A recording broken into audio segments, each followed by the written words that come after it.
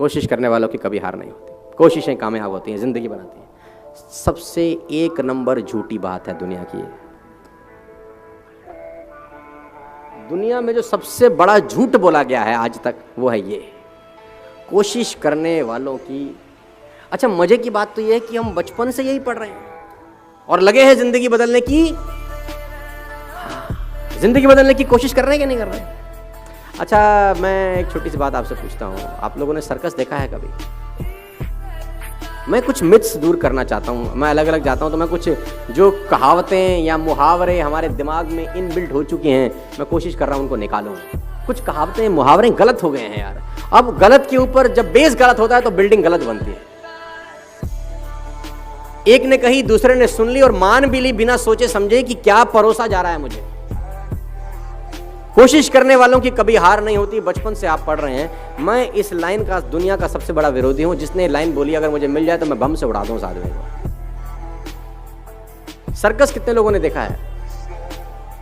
पहले हमारे यहाँ होता था, तंबू वंबू लगा के सर्कस होता था। अब तो क्या है, बहुत जगह बंद हो गया है, एनिमल्स के लिए बहुत सारा रिस्ट्रिक्शंस है।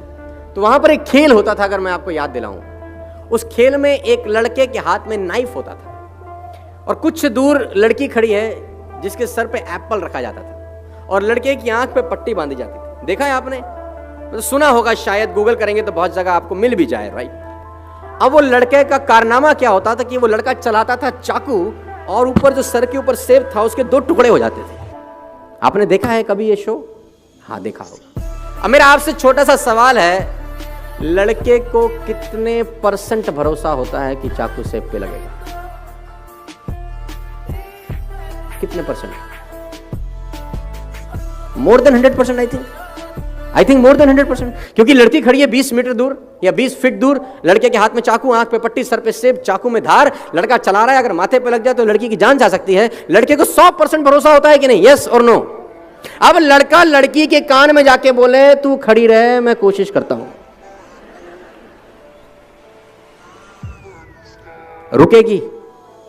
हाँ, मैं कर तो रहा हूं कोशिश, stay here, trust me, I am trying my best, don't go anywhere, कोशिश कर रहा हूं मैं। आपके बेटे ने अगर आपसे कहा, पापा मैं कोशिश करता हूं पास होने की, क्या बोलोगे तुम उसको? कोशिश? मतलब जूते से मारेंगे तुझको।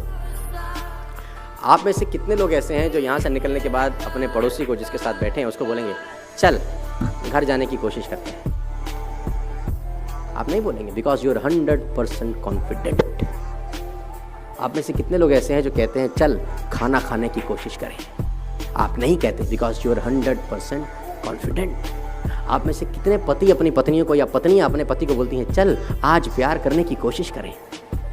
नहीं कहते, बिकॉज यू आर 100% कॉन्फिडेंट। कोशिश शब्द तभी इस्तेमाल होता है जब आप डाइसी हैं अपने मन में, आपके मन में डाउट है, शायद नहीं होगा। और मैं कहता हूं, पुराने जमाने में 1 रुपए का सिक्का डालते थे तो कॉल होती थी, राइट? 99 पैसे से तो लोकल कॉल नहीं हो सकती, वो भी 100% चाहिए। मैं कभी भी प्लान बी के फेवर में नहीं रहा हूं अपनी जिंदगी में। लोग कहते हैं ना, प्लान ए नहीं चला तो प्लान बी चलेगा ही नहीं साला। जब प्लान बी होगा तो, जब प्लान ए ही है और बी है ही नहीं, 100% प्लान ए हिट हो जाता है, फिर 100% हिट होता है फिर, क्योंकि आपके पास कोई विकल्प नहीं होता।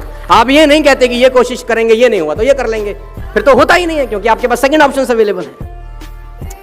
2 राजाओं की कहानी है, मैं आपको सुनाना चाहूंगा ये कोशिश वोशी वाले चैप्टर को लेकर।